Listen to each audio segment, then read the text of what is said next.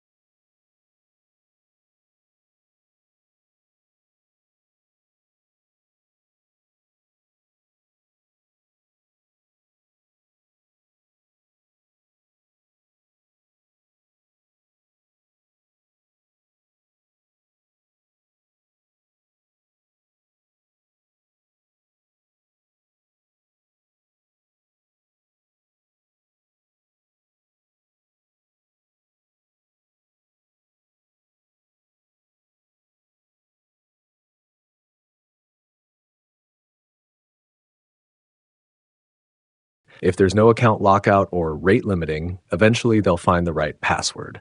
Credential stuffing is even easier. Attackers use leaked username password pairs from past breaches. Many users reuse the same password across multiple sites, so one leak leads to many hacked accounts. Broken authentication isn't just about passwords. Even after login, your session needs protection. Imagine you log into an HTTP site. Your session cookie travels in clear text. A hacker using a network sniffer like Wireshark can grab that cookie. Once they have it, they don't need your password. They just paste the stolen cookie into their browser and they're logged in as you.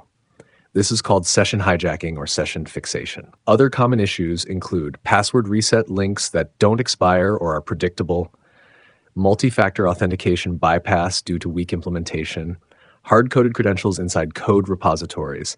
All of these make authentication easy to break. Quote, so how can developers prevent broken authentication? 1. Use strong password policies. Enforce minimum length and complexity. 2. Add account lockouts or rate limiting to stop brute force. 3. Always enforce HTTPS to encrypt credentials and session IDs. 4. Implement multi-factor authentication, MFA. 5. Use secure random session IDs and invalidate them after logout. 6. Secure password reset flows with random tokens that expire. Following OWASP recommendations greatly reduces your attack surface.